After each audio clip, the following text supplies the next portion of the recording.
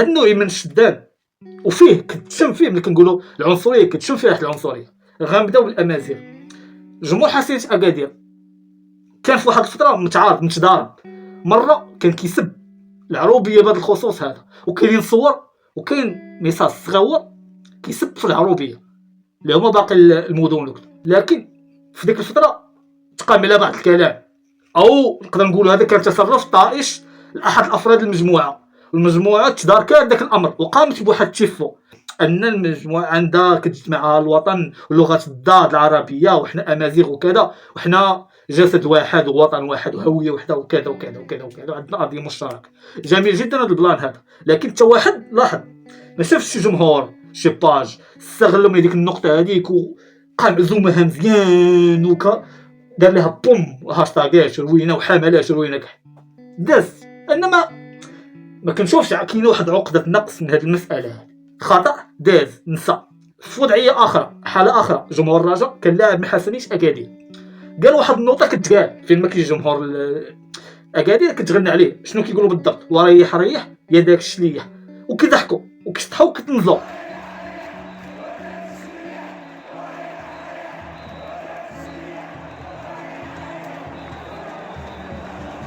وكيضحكوا وكيشطحوا وكتنزلوا، في حين الجانب الاخر بنادم شاد واحد العقده كيحس بالمظلوميه وما عرفت شنو حتى هما، ولكن فاطنين حتى هما ملي ماركاو البيت ناشطين وريح ريح وطق شليح بهذا المعنى. زعما ها واش اللي طا الغريب في الامر والسخريه الموضوع بصح السذاجه ديالو ان جمهور الرجاء وسطو راه امازيغ راه سواسه شلوح كيغنيو داك مطلعين عليهم سواسه اللي في كازا ولا في النواحي رجاويين مطلعين عليهم، عارفين في ديك عقده النقص كيشدوهم منها لدرجه ولا صافي انتشرت في المغرب ولا فين ما كيجيو كيشدوهم منها وريح ريح وداك الشليح وديك الهضره.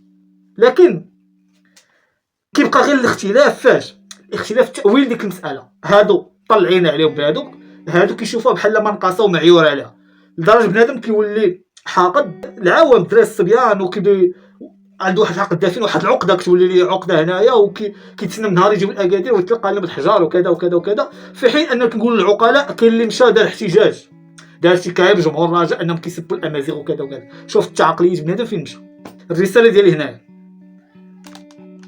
عباره عنصريه غنحاول ايفيتيوها، لانه كلمه كتمارس عليا العنصريه هي داخله في النيه. من خلال النقاش ديالي والمعرفه ديالي اللي كنعرف في الكوت الاوترا ما كايناش ديك العنصريه، ما كاينش ديك العنصريه اللي كنشوفوها حنايا او واحد شي مجموعه او شي جمهور متبني شي فكر مثلا بحال النوع هاد القوميه هذه.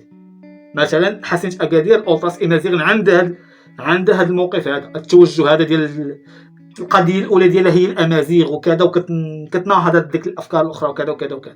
كتزعما هي ضد التعريب وسياسه التعريب، واحد النوع من الافكار كيكون في لافاك في الكليات شفناه في الاولترا، في حين فكر مضاد للفكر هذا في الاولتراس ما كاينش. في حين الملامه خصها تكون ذاك الفكر بالضبط. عطيني شي فكر ديال الاولتراس عند التوجه ديال هذا الفكر كتقول نتوما ضد الامازيغ، ما كاينش. بالتالي هذا عباره عن هراء كيتروج في الاعلام. واحد كيدير لايف 5 سوايع في النهار كيتكلم على كل شيء ولا بد ملي كنقولوا كيتكلم على كل شيء ولا بد في واحد الدقيقه في واحد الجزئيه في واحد النقطه في واحد اللحظه غيتكلم عليك. وما كيتكلمش عليك انت كشخص، كيتكلم على فئه راه داكشي بالضحك وصافي. تنوض انت وتحاول تشخصنها وكذا. هذا بالنسبه لي خطا.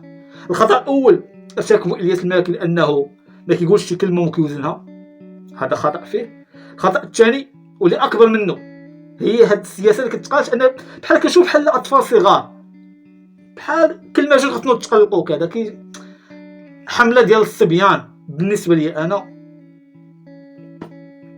وهاد النوع من الحملات غير كتزيد تفرق، وانتم عارفين المغاربه الا شد عليك نقطه ضعف ماشي غير تردع، الا شد عليك نقطه ضعف او عارف ديك الكلمه كتوشيك كتقيسك غيبقى يشدها لك.